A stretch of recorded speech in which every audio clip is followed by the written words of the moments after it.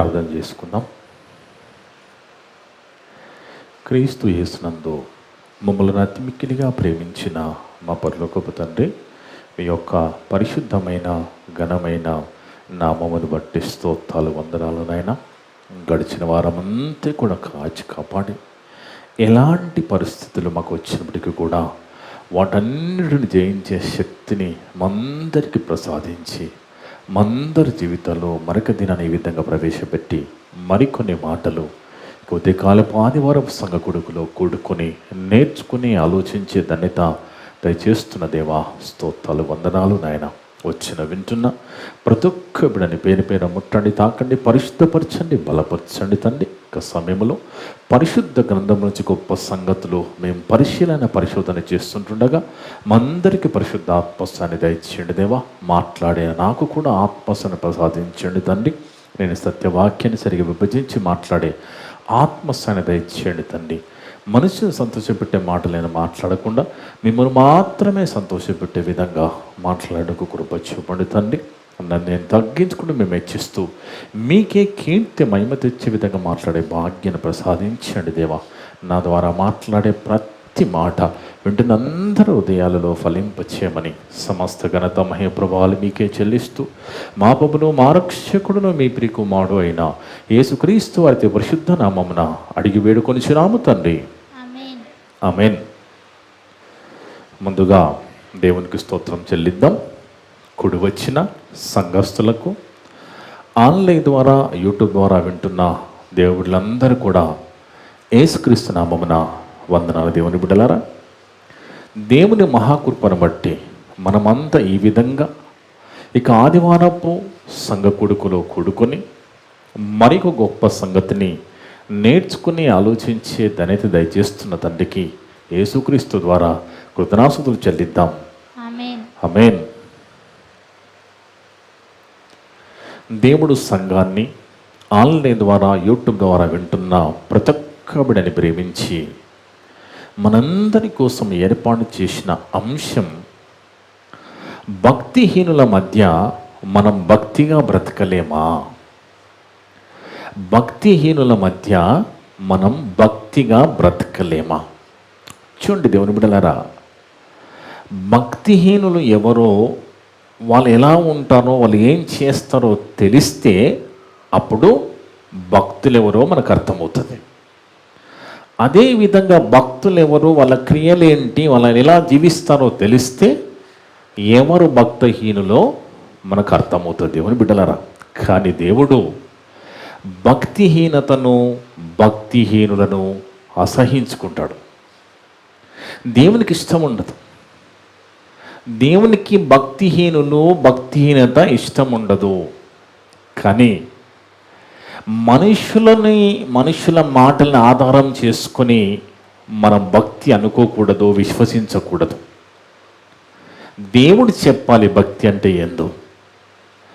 ఈ 66 పుస్తకాలు కలిగిన బైబిల్లో దేవుడు రాయించిన మాటల ద్వారా దేవుడు మనకు తెలియజేయాలి తప్ప మనుషుల మాటలను బట్టి, వాళ్ళ విశ్వాసాలను బట్టి చెబితే వాటిని మనం అంగీకరించకూడదు.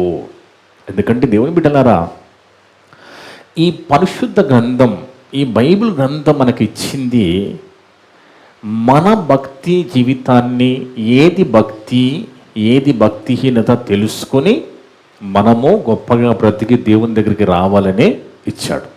అయితే మరి లోకములో కొంతమంది సపరేటు వస్త్రధారణ వేసుకుంటారు, అంటే సపరేట్ డ్రెస్. వాళ్ళని లోకము భక్తులు అంటుంది. కొంతమంది కొన్ని కలర్ డ్రెస్సులు వేసుకుంటారు, కాషాయి కలరు, తెల్ల వేసుకున్న వాళ్ళని కూడా లోకం ఏమంటుంది, వీళ్ళంతా భక్తులు. ఆలోచించండి. కానీ దేవుని బిడ్డలారా, తండ్రి మరి భక్తి అంటే ఏంది తండ్రి? భక్తి గలవారు ఎవరు తండ్రి అని మనం దేవుణ్ణి అడిగితే దేవుడు చెప్తున్న మాట ఒక్కసారి పరిశుద్ధ గ్రంథంలో నుంచి చూస్తే దేవుని బిడ్డల యాకోబు పత్రిక 1వ అధ్యాయము 27వ వచనం.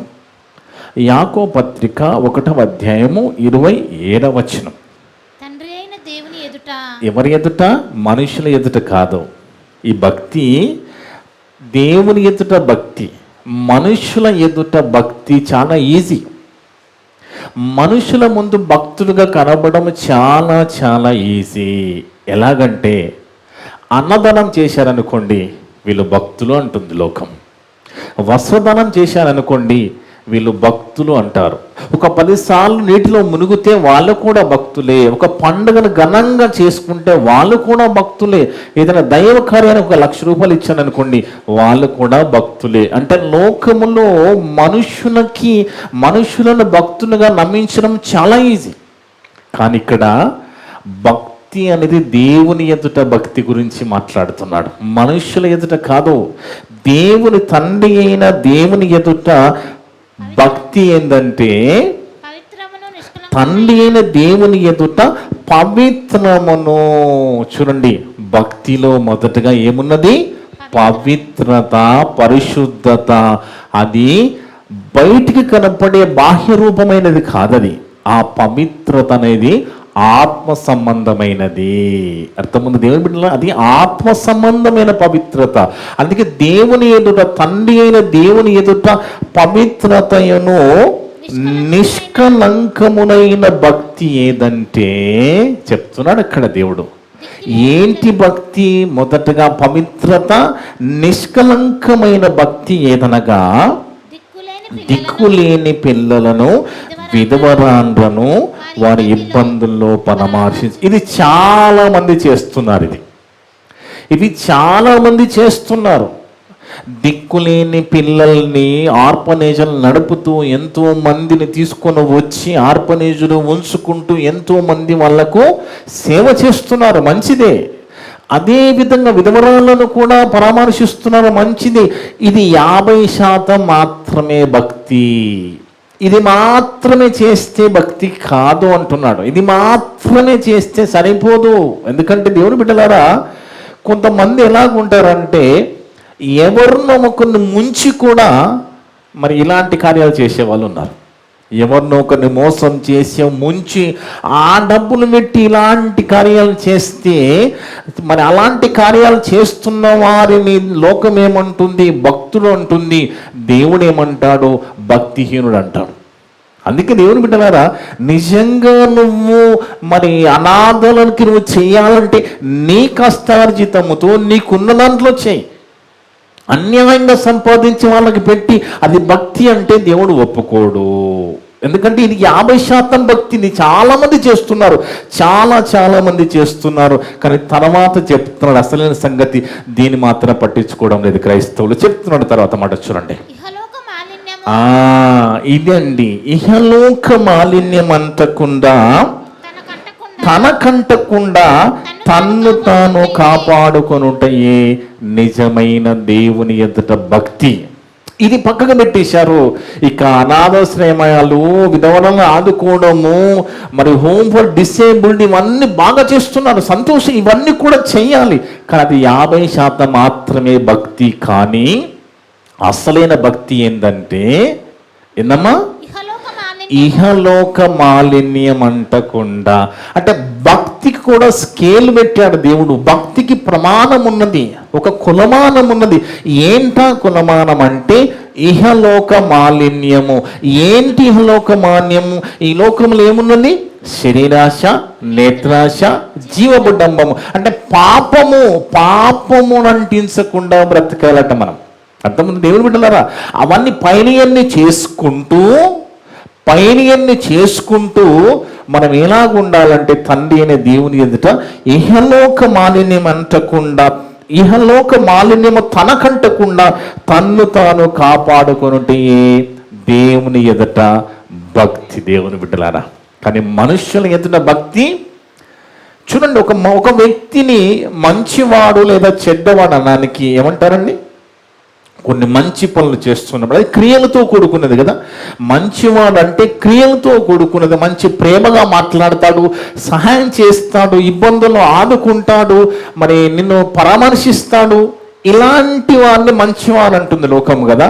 ఇక వాటికి వ్యతిరేకంగా చేసేవాడిని చెడ్డవాడు అంటుంది. కానీ లోకములో కొన్ని ఎలాగున్నాయంటే కొన్ని మనుషులు కనబడే విధంగా చేస్తే వీళ్ళంతా భక్తులు అన్నట్టుగా లోకం అనుకుంటుంది.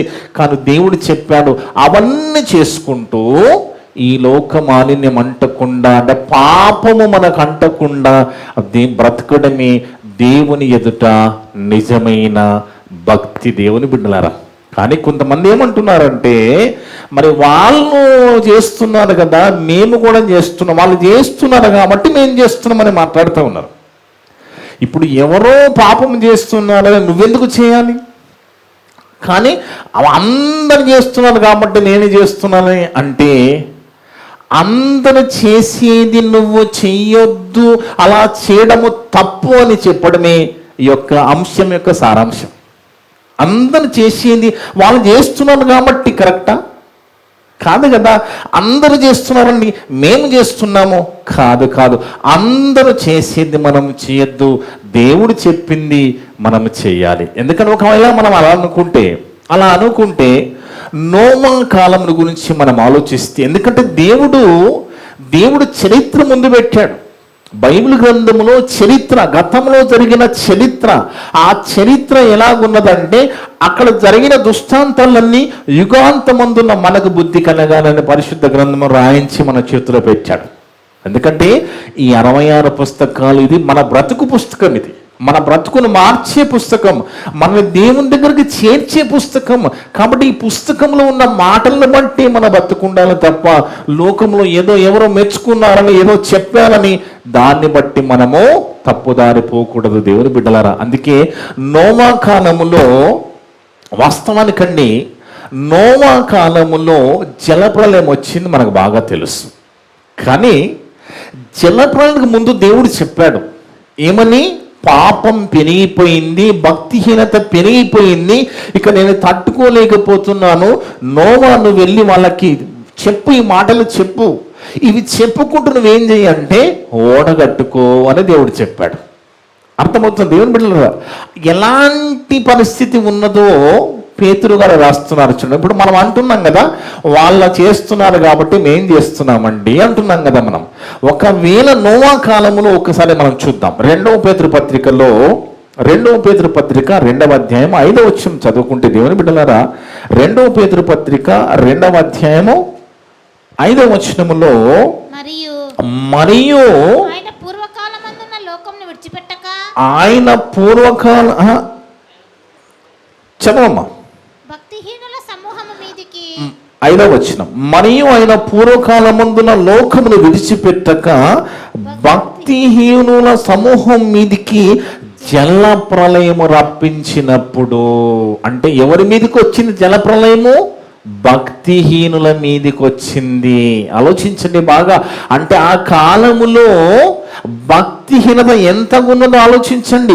వాళ్ళ మీదకి జలప్రళయం ఎంతగా వచ్చిందంటే, ఒక 6 అడుగుల మనిషిని ముంచడానికి అరారాతు పర్వతాలు మునిగేంత వర్షం పడింది.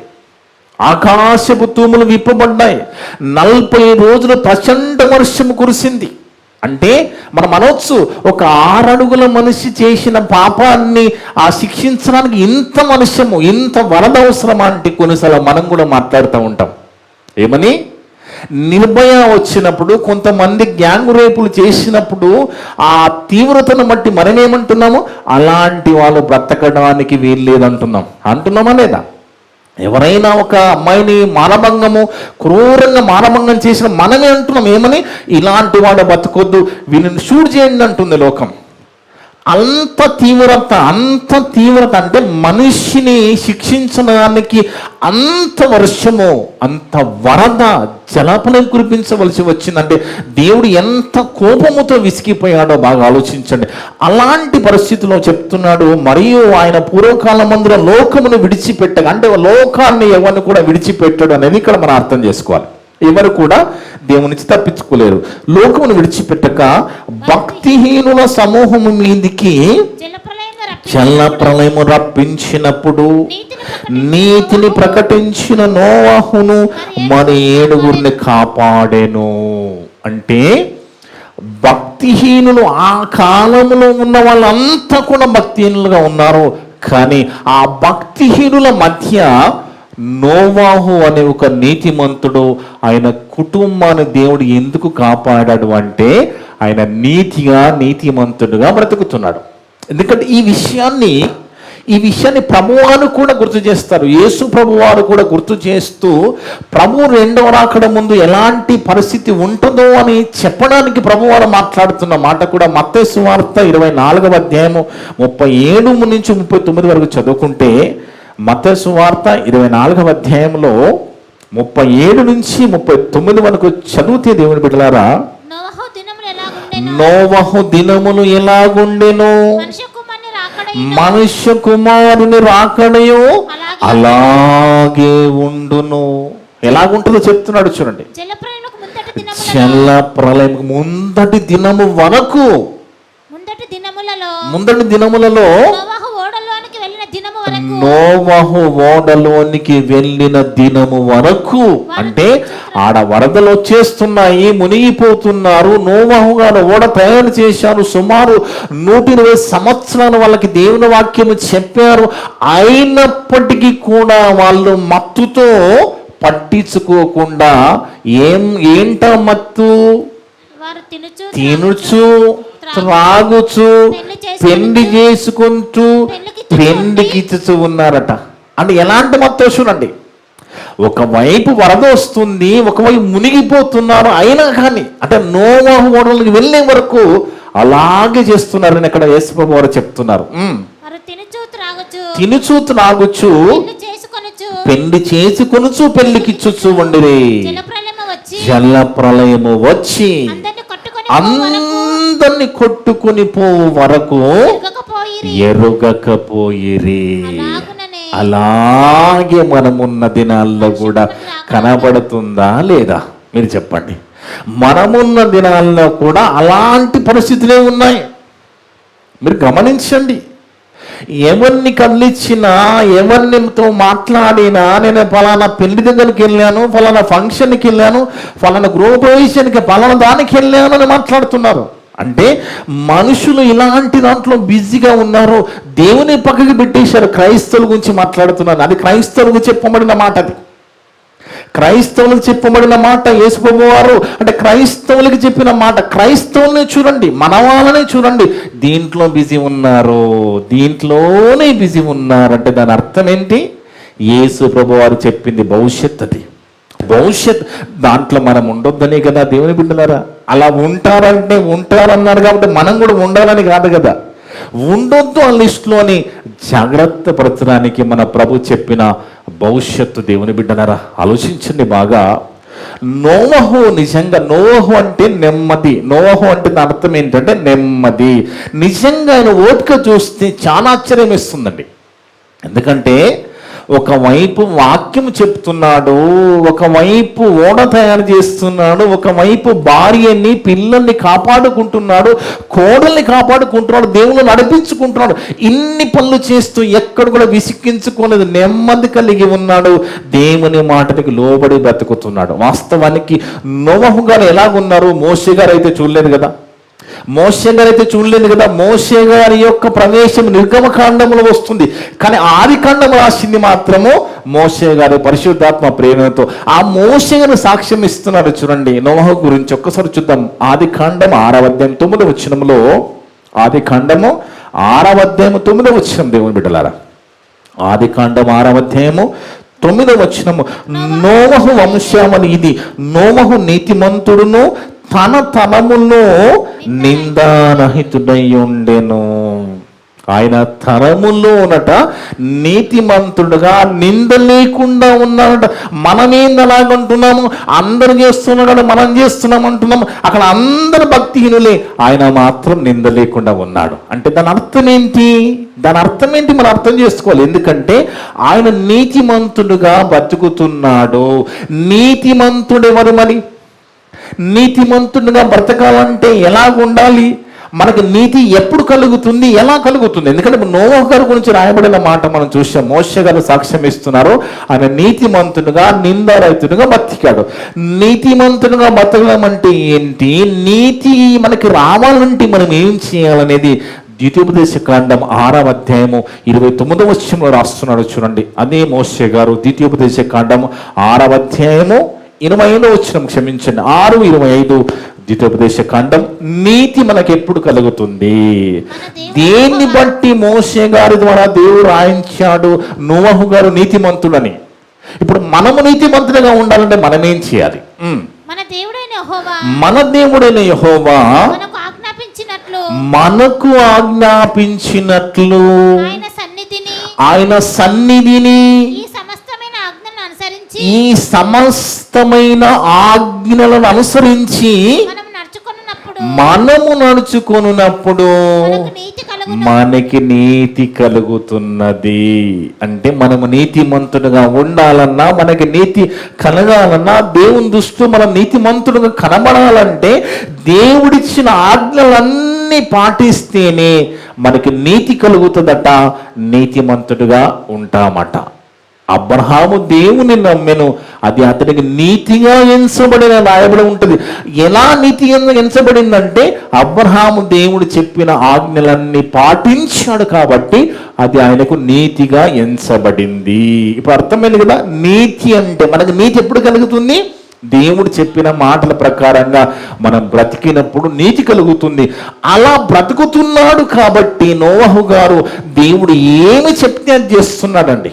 వాస్తవానికి భార్య కూడా ఇప్పుడు లోకం ఎలాగుంటుందండి, భార్య దగ్గరికి అమ్మలక్కలు వచ్చి ఏంటి మీ ఆయనకి పిచ్చి పట్టిందా, ఏదో ఓడ చేస్తున్నాడు, మేమంతా ఎంత హ్యాపీగా ఉన్నామో చూడు, ఎంత ఎంజాయ్ చేస్తున్నామో చూడు, మీ ఆయన ఏంది ఓడ అంటున్నాడు, జలప్రలయం అంటున్నాడు, ఈ ఊరు మధ్యలో అసలు సముద్రమే లేదు, ఇక్కడ జలప్రలయం ఏంటి, ఓడేంటి, మీ ఆయనకి పిచ్చి పట్టింది అని ఎంతమంది చెప్పినా నోహు భార్య అవన్నీ పట్టించుకోలేదంటే దాని అర్థం ఏంటి? ఆలోచించండి. అంత భక్తిహీనులు మన దగ్గర కూడా వస్తారండి, మన దగ్గర కూడా వచ్చి ఏమేమో చెప్తారు, చెప్పగానే ఆకర్షితులైపోతాం మనం. అదేంటో మరి, చెప్పగానే తప్పుదానికి వెళ్ళిపోతూ ఉంటాం. ఎన్నో చెప్తూ ఉంటారు, మనం పిలవకపోయినా మన ఇంటికి వస్తారు, మన దగ్గరకు వస్తారు, ఏదో చెప్తారు. ఎన్ని చెప్పినా మనం వాటిలో పడిపోకూడదండి. నోహు గారి భార్యకి చెప్పలేదా? చెప్పుండొచ్చు కదా, చెప్పుండొచ్చు, కానీ ఆమె ఎక్కడ కూడా తప్పుదారి పోలేదు. మనకు కూడా చెప్తారు.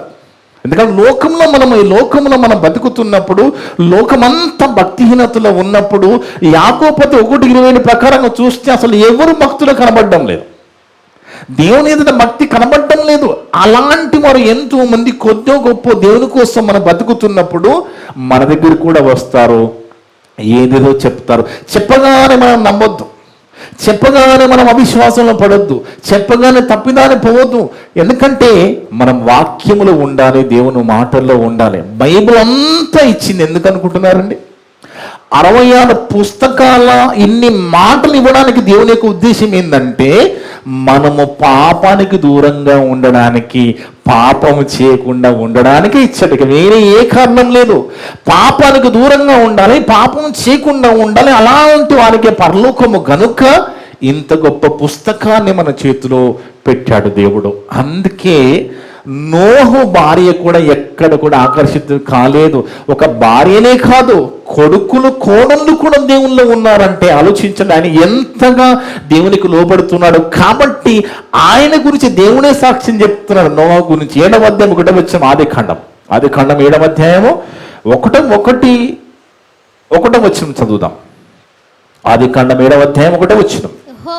యెహోవా ఈ తరము వారిలో నీవే నా ఎదుట నీతిమంతుడు అని ఎవరి గురించి చెప్తున్నాడు? తనే దేవుడు నోవహు గురించి. యెహోవా దేవుడు మాట్లాడుతున్నాడు, ఈ తరములోనే నీవే నా ఎదుట నీతిమంతుడవై ఉండుట చూచితిని గనుక నీవును నీ ఇంటి వారును ఓడలో ప్రవేశించుడి అనగానే ప్రవేశించారా? వేరే వాళ్ళంతా ఎంజాయ్ చేస్తున్నారు, ఈ కుటుంబం చూసి నవ్వుతున్నారు, సూటిబోటును మాట్లాడి. ఇప్పుడు మనము కూడా పరలోకం అంటే మనల్ని చూసి నవ్వరా అండి లోకం? మేము పరలోకం వెతుకుతున్నామండి, మేము పరలోకం వెళుతామండి, మా ప్రభువు మా పాపాలు కడిగివేశానండి చెప్తూ లోకం నవ్వుతుంది. ఎందుకంటే భక్తిహీనమైన లోకం ఇది, భక్తి లేని లోకం ఇది. భక్తులుగా చలమనవుతున్నారు కానీ బైబిల్ దగ్గరికి తీసుకొస్తే భక్తి కనబడటం లేదు. కాబట్టి మనని చూసి కూడా సూటిపోటి మాటలు, ఇబ్బందికర మాటలు ఎన్నో మాట్లాడుతూ ఉంటారు. అయినప్పటికీ కూడా మనము తప్పుదారి పోకూడదు. అందుకే దేవుడు నోవహు ఆ తరములోనే నీతిమంతుడిగా ఉన్నాడట. కాబట్టి నోవహు నీవు నీ కుటుంబము ఓడలోకి వెళ్ళిపోమని అనగానే చూడండి ఇక్కడ ఏం చేస్తున్నాడు. 12:13 అదే అధ్యాయం, 7వ అధ్యాయం 12:13 ఆదికాండం. 40 పగళ్ళు 40 రాత్రులు ప్రచండ వర్షం భూమి మీద కురిసెను. ఆ దినమందే నోహును, నోహు కుమారులను, షేము, హామును, యాపేతును, నోహు భార్యయు వారితో కూడా అతని 3 కోడలు ఓడలో ప్రవేశించిరి. కుటుంబం ఎంత గొప్ప కుటుంబంగా ఉందో ఆలోచించండి. కుటుంబం అంతా కూడా దేవుని మాటలకి లోబడుతున్నది. ఓడలోకి ప్రవేశించిన అర్థం ఏంటి? జల ప్రళయం నిజంగా రాబోతుందని వారు దేవుని మాటని నమ్మారు. దేవుని మాటని నమ్మారు, ఆయన ఆజ్ఞల్ని పాటిస్తున్నారు. కాబట్టి ఆ తరములో ఆ కుటుంబము ఆ 8 మంది కాపాడబడ్డారు. మిగతా వాళ్ళంతా జల ప్రళయంలో కొట్టుకొని పోయారు. అందుకే మనము నీతిగా యథార్థంగా బ్రతుకుతున్నప్పుడు మనని పడవేయడానికి కూడా కొంతమంది వస్తూ ఉంటారని హబక్కుకు గ్రంథం 1:4 రాయబడిన మాట చూద్దాం. హబక్కుకు గ్రంథము 1వ అధ్యాయము 4వ వచనం చదివితే దేవుని బిడ్డలారా, హబక్కుకు గ్రంథము 1వ అధ్యాయం 4వ వచనం, ఆయన వలన ధర్మశాస్త్రం నిరర్ధకమాయను, న్యాయము ఎన్నడూ జరగకుండా మానిపోయేను. భక్తిహీనులు వచ్చి, బాగా వినండి, భక్తిహీనులు వచ్చి నీతి పరులను చుట్టుకొందురు, న్యాయము చెడిపోవచ్చున్నది. ఏం జరుగుతుందట? భక్తిహీనులు వచ్చి నీతి పరులను చుట్టుకుంటారు, న్యాయము చెడిపోవచ్చున్నది. అయినా కానీ నోహు కుటుంబము నీతిని విడవలేదంటే ఏమర్థమవుతుంది మీకు? ఏమర్థమవుతుంది? భక్తిహీనుల మధ్య మనం భక్తిగా బ్రతకగలమా? బ్రతకగలమండి. బ్రతకగలము కాబట్టి నోహు కుటుంబం బ్రతికింది. వాళ్ళు బ్రతకగలిగారు. అంటే ఎలా బ్రతకగలిగారు? దేవుని ఆజ్ఞలకు లోబడి బ్రతుకుతున్నారు. మనుషుల మాటలు వాళ్ళు పక్కకు పెట్టేశారు. మనుషుల మాటలు వినడం లేదు. కాబట్టి ఆ కుటుంబం అంతా కూడా జలప్రయంలో మునగకుండా రక్షింపబడింది. ఈ నోవహు తర్వాత ఇంకా భయంకరమైన తరం వచ్చేసింది. ఎంత తరము అంటే, లోతు గారు సొదొమ గొమొర్రాలో ఆ పట్టణాల్లో ఉన్నప్పుడు అక్కడ పాపం ఎంత భయంకరంగా ఉన్నదంటే దేవుని బిడ్డలారా, లోతు గారు సొదొమ గొమొర్రాలో ఉన్నప్పుడు, కాపురం ఉన్నప్పుడు వాళ్ళంతా కూడా ఎలాంటి, ఇప్పుడు మనం కొన్నిసార్లు మాట్లాడతాం, ఎందుకయ్యా నువ్వు షిఫ్ట్ అయిపోయాము ఈ గలిలో ఉంటుండే కదంటే, ఆ గలిలో ఘోరమైన మనుషులు బెదర్, అక్కడ ఉండలేకపోతున్నాను కాబట్టి షిఫ్ట్ అయిపోయాను. అంటే ఒక స్ట్రీట్ మాత్రమే చెడిపోయిందేమో మన కాలంలో. ఊరు చెడిపోయింది అక్కడ, ఊరే చెడిపోయింది అక్కడ. చూద్దాము ఆదికాండం 19వ అధ్యాయం, ఆదికాండము 19వ అధ్యాయము 4-5 వచనాలు చూస్తే ఆ ఊరంతా ఎలా చెడిపోయి ఎంత భక్తిహీనంగా ఉన్నారో చూడండి. ఆదికాండము 19వ అధ్యాయము 4-5 వచనాలు. వారు పండుకొనక ముందు ఆ పట్టణస్థులు, ఇప్పుడు చూడండి, లోతు గారి ఇంటికి 2 వచ్చారండి, 2 మనుషులు వచ్చారు. ఆ సొదొమ గొమొర్రా పట్టణాలు కాల్చడానికి వచ్చారు. లోతు గారి ఇంట్లో ఉంటే ఆ పట్టణం ఉన్న వాళ్ళంతా లోతు గారి ఇంటికి వచ్చారట. నలుదిక్కుల నుంచి వచ్చారట, 4 ఊళ్ళ నుంచి వచ్చారు. ఎందుకు వచ్చారు? వచ్చి వాళ్ళతో ఫోటోలు దిగడానికి వచ్చారా? వాళ్ళని మరి మీరు చాలా మంచి వాళ్ళని చెప్పడానికి వచ్చారు. ఎందుకు వచ్చి ఉండొచ్చు వాళ్ళు? చదవమ్మా. వారు మళ్ళా మొదటి నుంచి చదువు. వారు పండుకొనక ముందు ఆ పట్టణస్థులు అనగా సొదొమ మనుషులు ఎవరెవరట? దాంతో ఎవరెవరట? బాలురు, వృద్ధులు, ప్రజలందరూ. అంటే అందులో స్త్రీలు కూడా ఉన్నట్టుగా మరి. ప్రజలందరూ 4 దిక్కుల నుంచి కూడి వచ్చి లోతు గారి ఇంటికి వచ్చి ఆ ఇల్లు చుట్టూ వేసి లోతును బయటికి రమ్మని పిలిచి, ఈ రాత్రిని యొద్దకు వచ్చిన మనుషులు ఎక్కడ? ఎందుకు? వాళ్ళతో ఏం పని వీళ్ళకి?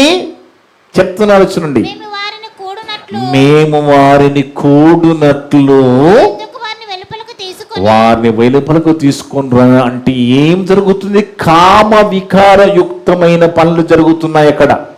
అంటే వాళ్ళ ఇంటికి వచ్చిన మనుషులను కూడా పట్టణస్తులందరూ నలుదిక్కు నుంచి వచ్చి, స్త్రీలు పురుషులు పిన్నలు వృద్ధులు కూడా వచ్చి ఆ మనుషుల బయటికి వాళ్ళని మేము కూడాలంటున్నారు. అంటే ఏం జరుగుతుందా పట్టణంలో?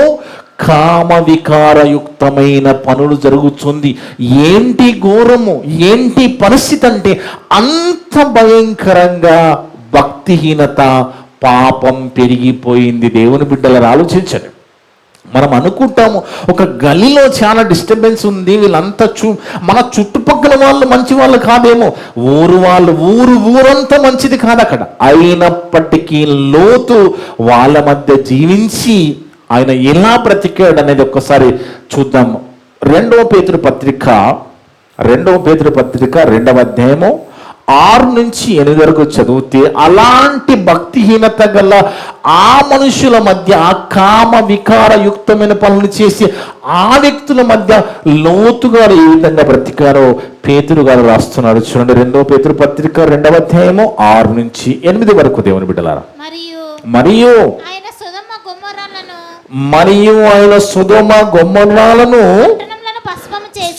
గొమొర్రాలను పట్టణములను భస్మము చేసి ముందుకు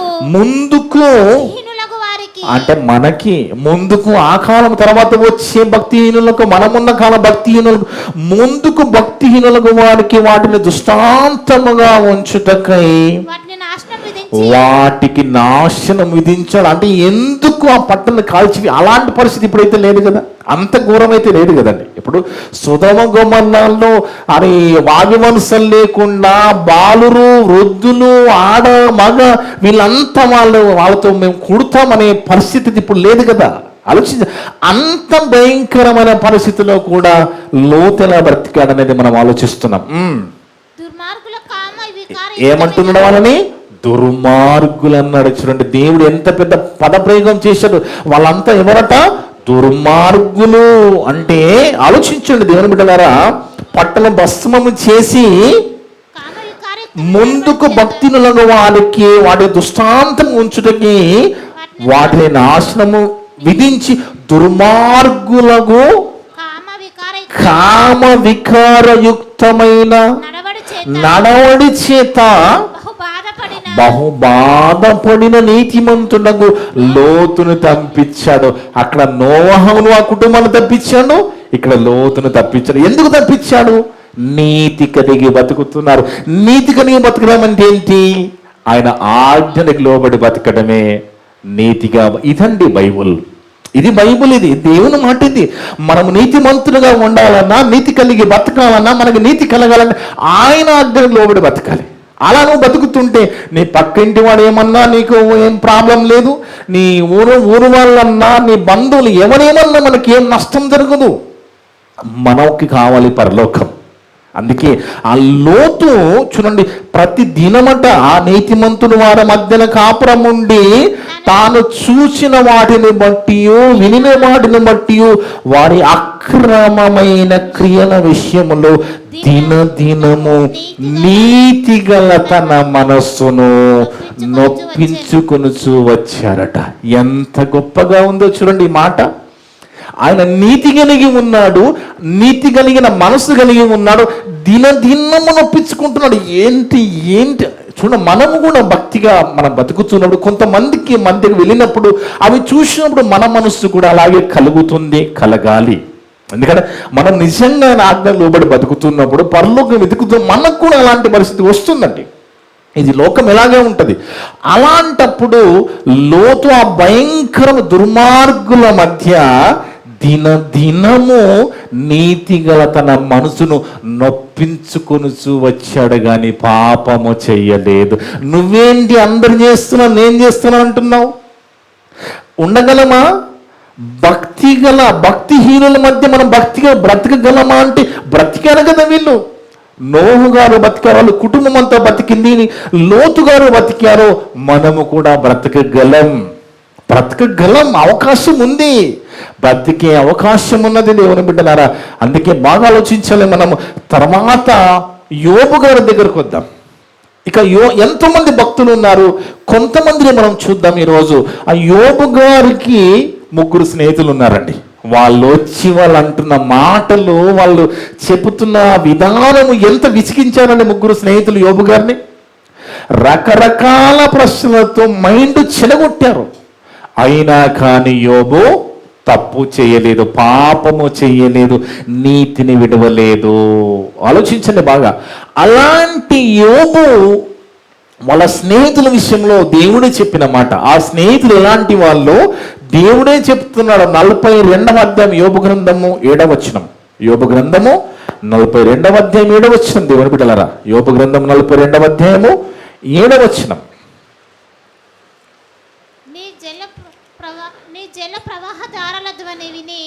యెహోవా యోబుతో ఆ మాటలు పలికిన తర్వాత ఆయన తేమానీయుడైన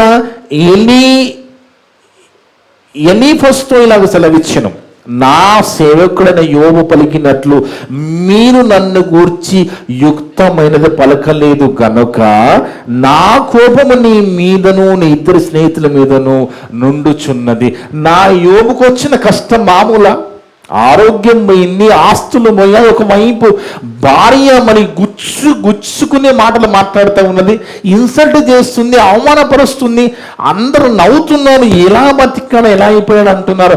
అయినప్పటికీ మీరు 3 వచ్చి నా యోబు అలాంటి పరిస్థితుల్లో ఉన్నా మీ మాటలు ఎలాగున్నాయి అంటే, మీ మాటలు ఒక్కటి కూడా యుక్తమైనదిగా మీరు పలకలేదు. కాబట్టి నేను మిమ్మల్ని శిక్షించకుండా ఉండాలంటే యోబు ప్రార్థన చేస్తే మిమ్మల్ని వదిలిపెడతానన్నాడు దేవుడు. ఆలోచించండి. కింద మాటలు చదవమ్మా, 8వ వచనం. కాబట్టి 7 ఎడ్లను 7 పొట్టేలను మీరు తీసుకుని నా సేవకుడైన యోబు వద్దకు పోయి మీ నిమిత్తం దహనములు అర్పించవలెను. అప్పుడు నా సేవకుడైన యోబు మీ నిమిత్తం ప్రార్థన చేయను. మీ అవివేకమును బట్టి మిమ్మల్ని శిక్షించక ఉండునట్లు నేను అతన్ని మాత్రము అంగీకరింతును. ఏదైనగా నా సేవకుడిని యోబు పలికినట్లు మీరు నన్ను గూర్చి యుక్తమైనది పలకలేదు. చూడండి దేవుని అంటే దేవుడు ఎంత మైక్రోవేవ్లో స్కాన్ చేస్తున్నాడో ఆలోచించండి. మనం ఏదో అనేస్తాం వదిలేస్తాం, కానీ దేవుడు ఎంత మైక్రోవేవ్ అంటే చిన్న విషయంలో కూడా దేవుడు పట్టించుకుంటున్నాడు. వాళ్ళు అన్న మాటల సూటిమోటి మాటలను బట్టి దేవుడు వాళ్ళని శిక్షించకుండా ఉండాలంటే యోబు మీకోసం ప్రార్థన చేస్తే వదిలిపెడతాను అంటే ఆలోచించండి. దేవుడు అంటే నీతి కలిగి మనం బ్రతికినప్పుడు, నీతి కలిగి జీవించినప్పుడు ఎంతమంది మనల్ని వచ్చి శోధించినా, తప్పుదారి పట్టించిన ప్రయత్నం చేసినా మనము నీతిగా ఉండి జ్ఞానము కలిగి వాక్యంలో దేవుని మాట లోబడి బతుకుతుంటే మనం పడిపోకుండా ఉండగలము, భక్తిగా జీవించగలమనడానికి ఈ భక్తుల జీవితాలు మనం మాట్లాడుకుంటున్నాం. ఇక దానియేలు గారి కాలంలో కూడా బబులోను చక్రవర్తి కాలంలో బబులోను రాజ్యములో మరి తేమంటాడు, ఆయన బానిసత్వంలోకి వెళ్ళిపోయాడు, దాసత్వంలోకి వెళ్ళిపోయాడు. వాళ్ళంతా అన్యులే అండి. బబులోన్లో ఉన్న వాళ్ళు అన్యులే.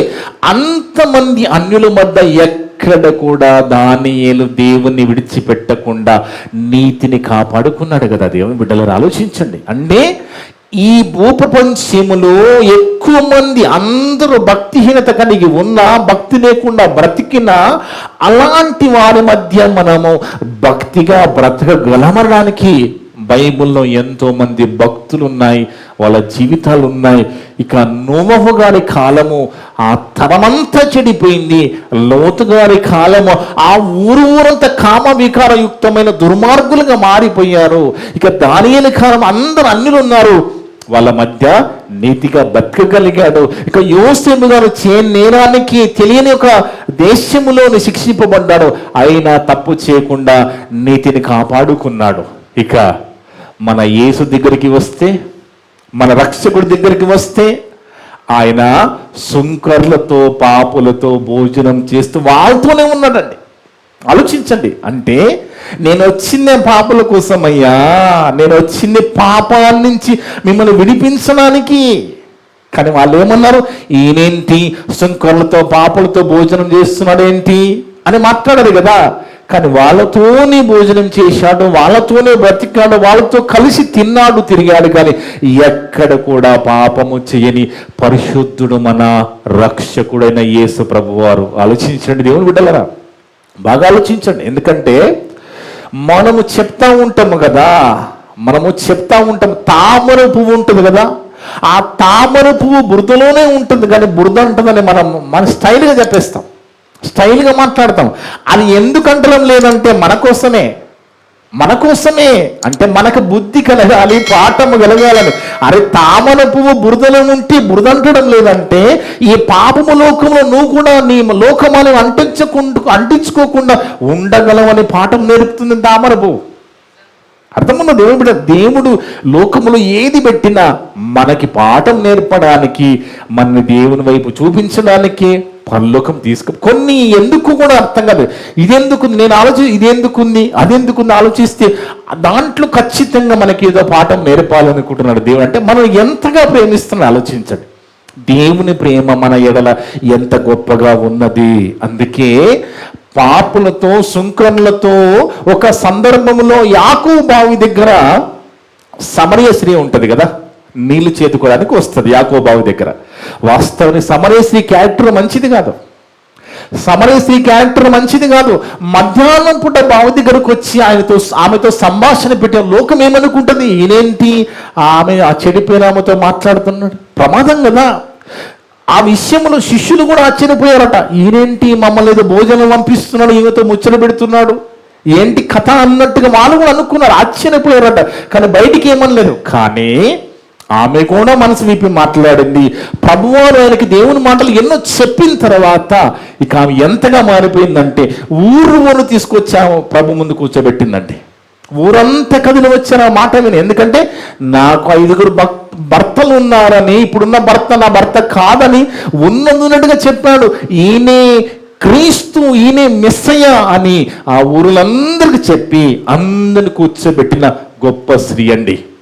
అంటే సమరయ స్త్రీతో మాట్లాడాలంటే దాని అర్థం ఏంటండి? లోకం ఏమంటానండి, ఆమె 5 భర్తలు కలిగిన ఆమె క్యారెక్టర్ ఎంత బ్యాడ్గా ఉంది.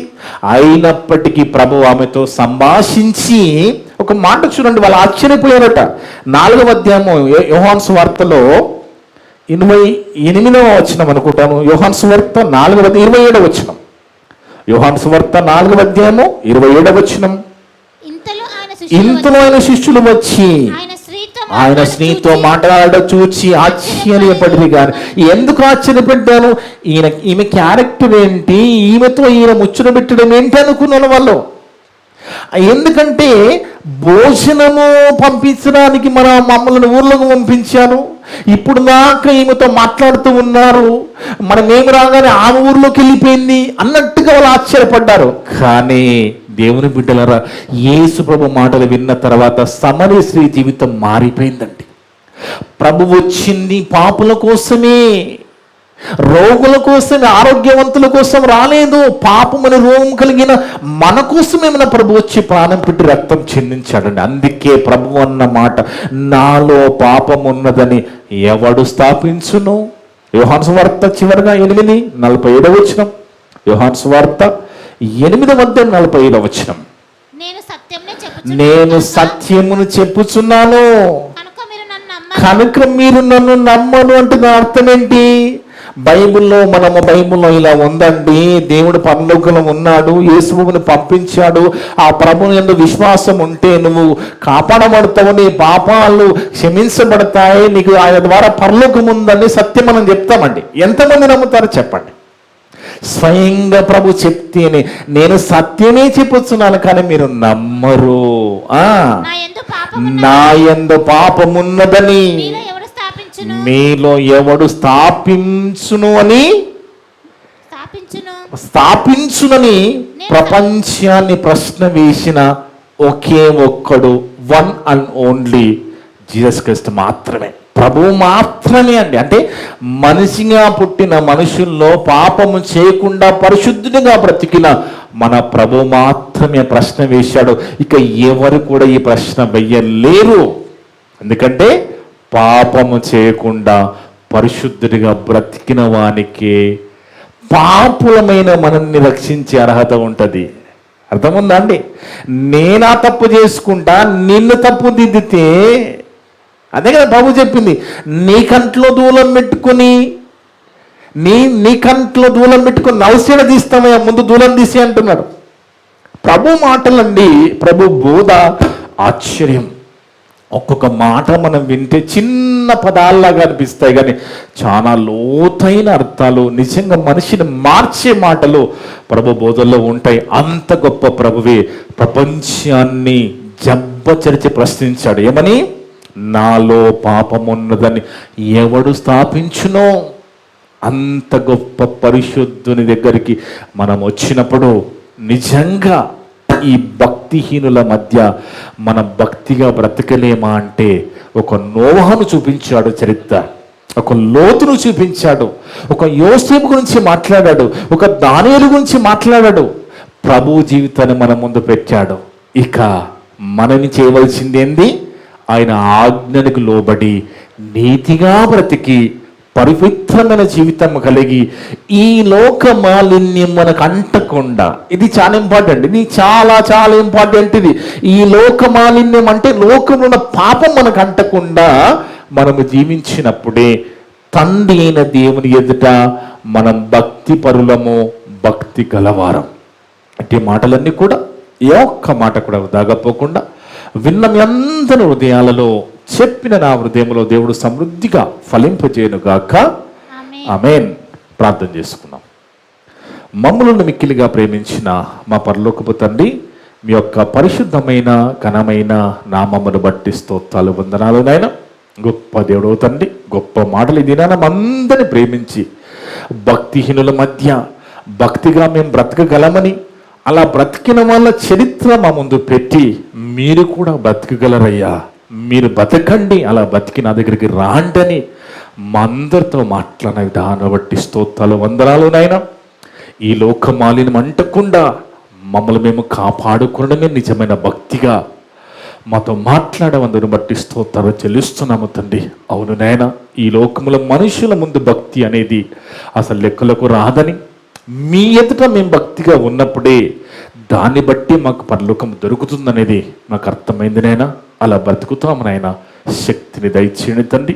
ఇప్పటి వరకు నా ద్వారా మాట్లాడిన ప్రతి మాట విన్న సంఘస్థులందరూ హృదయాలలో, ఆన్లైన్ ద్వారా యూట్యూబ్ ద్వారా వినబోతులందరూ హృదయాలలో ఫలింపచేయండి తండ్రి.